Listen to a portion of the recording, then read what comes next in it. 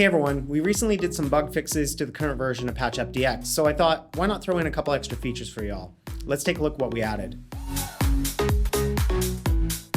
Okay, starting with a pretty simple one, but a productivity driver when you're using your Patch App DX to set up a routing and then you want to minimize or hide it, you'd normally have to minimize it.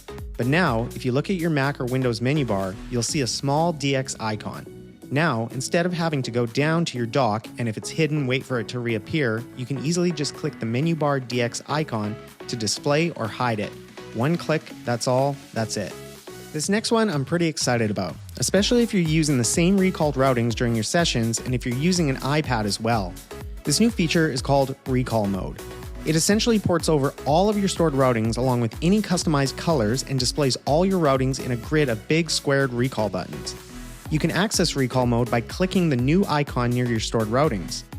Now, to do a recall, just simply click or tap on any of the recalls and it'll auto-populate the routings in the background and recall those routings on your Patch Series hardware. This is especially cool when using the iPad because it makes tapping your iPad screen to recall a routing easier than ever before. And that's it, 2 new additional features we think you're going to love when using your Patch Series hardware. Don't forget to like and subscribe and let us know in the comments section below what you think about these incremental updates every 1 to 2 months opposed to our older process of dropping 10 to 15 new features every 6 to 8 months. We'd love to hear your feedback. And as always, thank you from the team here at Flock Audio. Cheers.